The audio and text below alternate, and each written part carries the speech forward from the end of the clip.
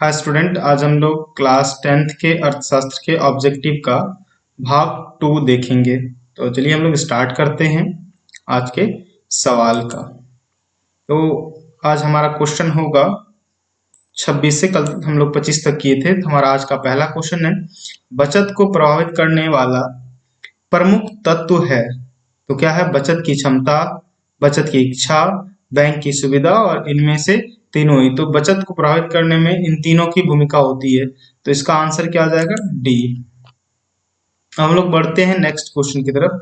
तो next question आज का है, वित्तीय सेवाओं की आवश्यकता होती है व्यक्ति को, व्यवसायिक संस्थानों को, सरकार को, इनमें से सभी को।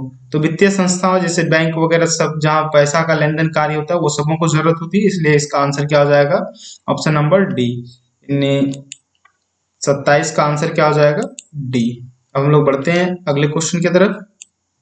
तो इसमें है क्वेश्चन नंबर 28। इसमें संस्थागत वित्तीय वित्त का साधन कौन है? तो इसमें जो व्यवसायिक बैंक है वो संस्थागत वित्तीय साधन है, क्योंकि इसको सरकार की तरफ से लाइसेंस प्राप्त होता है वित्तीय कार्यों को करने के लिए। तो 28 का आंसर क्या हो जाएगा? सी। अगले क्वेश्चन की तरफ बढ़ते हैं। बिहार में क्षेत्रीय ग्रामीण बैंक की संख्या कितनी है? तो पहले बिहार में क्षेत्रीय ग्रामीण बैंकों की संख्या जो थी वो 3 था, लेकिन अब जो है कि वो हटा के 2 कर दिया गया है। एक उत्तरी बिहार क्षेत्रीय ग्रामीण बैंक और दूसरा है दक्षिण बिहार क्षेत्रीय ग्रामीण बैंक। तो अब ये संख्या कितनी हो गई है? 2। ये पुराना 3 था, अब 2 हो गया है। इसका आंसर हो जाएगा 2। तो आप लोग यहाँ 2 लिख लें। अगले क्वेश्चन की तरफ बढ़ते हैं। क्वेश्चन नंबर 30 है आज का, कि भारत में सहकारिता का आरंभ हुआ था। तो भारत में सहकारिता का आरंभ 1904 में हुआ था। इसका आंसर हो जाएगा बी।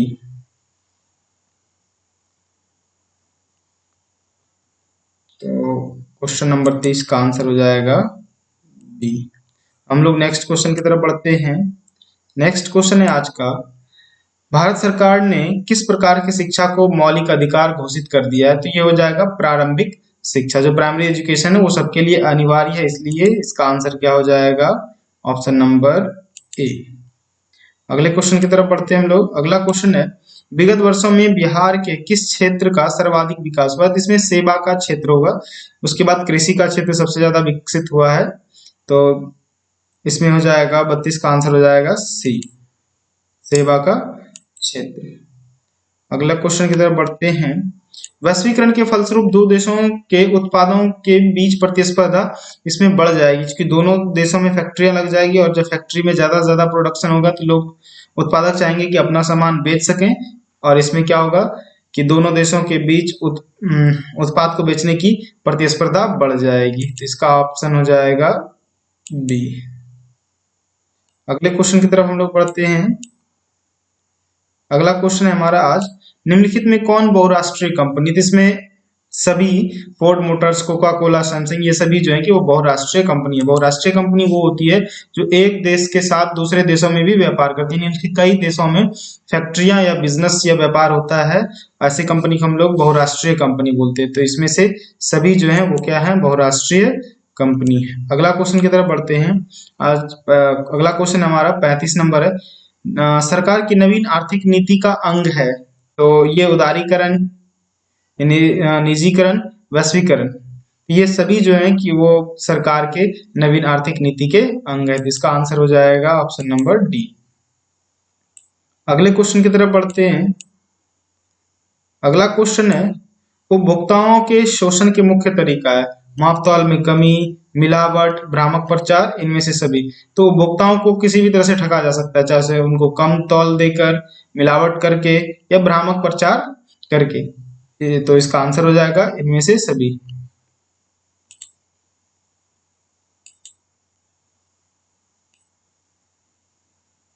अगला है, किसी देश का आर्थिक विकास का माप है।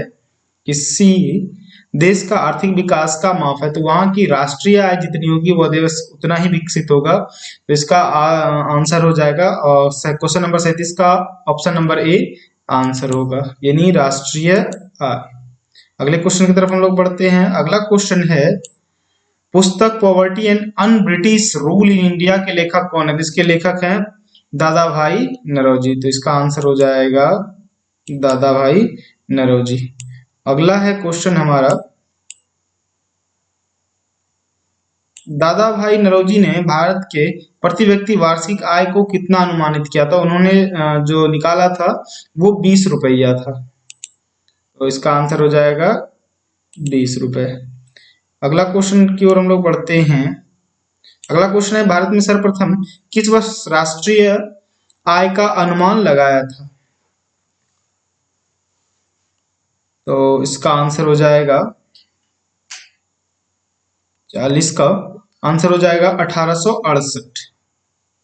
तो 1868 में सर्वप्रथम भारत में राष्ट्रीय आय का अनुमान लगाया गया था। तो ये हमारा ऑप्शन नंबर ए। हम लोग अगले क्वेश्चन की तरफ बढ़ते हैं। भारत सरकार ने 1949 में राष्ट्रीय आय समिति का गठन किसकी अध्यक्षता में किया?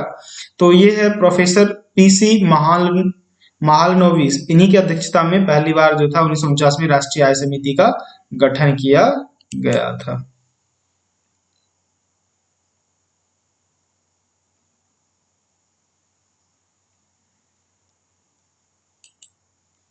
हम लोग अगले क्वेश्चन की तरफ बढ़ते हैं। अगला क्वेश्चन हमारा, यदि कोई नर्स अपने बच्चे की सेवा करती तो इस सेवा की गणना राष्ट्रीय आय में होगी? बिल्कुल नहीं होगी, क्योंकि इससे कोई प्रोडक्शन नहीं हो रहा है, नर्स को कोई बच्चे को सेवा करने के बदले पैसा नहीं मिल रहा है, तो ये राष्ट्रीय आय में गणना नहीं की जाएगी। तो इसका क्या हो जाएगा? सम्मिलित नहीं होगी, यह आर्थिक कार्य नहीं हुआ। अगला तरफ बढ़ते हम लोग। आधुनिक युग की अर्थव्यवस्था का महत्वपूर्ण आविष्कार है? तो इसका आंसर हो जाएगा मुद्रा। जो आधुनिक अर्थव्यवस्था में सबसे बड़ा योगदान है वो इसका है मुद्रा का। अब हम लोग अगले क्वेश्चन की तरफ बढ़ते हैं। अगला क्वेश्चन है, विनिमय के कितने रूप हैं? तो इसमें दो हो जाएंगे, एक वस्तु विनिमय और एक मुद्रा विनिमय। तो इसका हो जाएगा ऑप्शन नंबर 2, यानी ऑप्शन नंबर ए आंसर हो जाएगा 2। अगला क्वेश्चन है, मुद्रा वह है जो मुद्रा का कार्य करती है, यह कथन किसका है? तो यह कथन प्रोफेसर मार्शल साहब का है। तो इसका आंसर हो जाएगा ए। अब अगले क्वेश्चन की तरफ बढ़ते हैं हम लोग। अगला क्वेश्चन है, विकसित देशों की कार्यशील जनसंख्या का अधिकांश भाग कार्यरत रहता है, तो विकसित देशों में अधिकांश जनता जो कार्यरत होती है वो होता है सेवा के क्षेत्र में। तो 47 का आंसर हो जाएगा सी, ऑप्शन नंबर सी। अगले क्वेश्चन की तरफ बढ़ते हैं हम लोग। विश्व उपभोक्ता अधिकार दिवस मनाया जाता है, तो ये हो जाएगा हमारा 15 अप्रैल को। विश्व उपभोक्ता दिवस मनाया जाता है 15 अप्रैल को।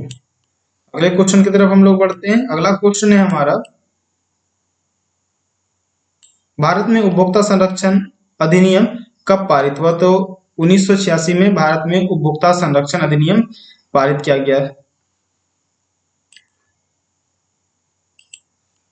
हम लोग बढ़ते हैं अगले क्वेश्चन की तरफ। अगला क्वेश्चन होगा हमारा 49। राष्ट्रीय उपभोक्ता हेल्पलाइन नंबर जो है वो है 1800114000। तो इसका आंसर हो जाएगा ऑप्शन नंबर सी।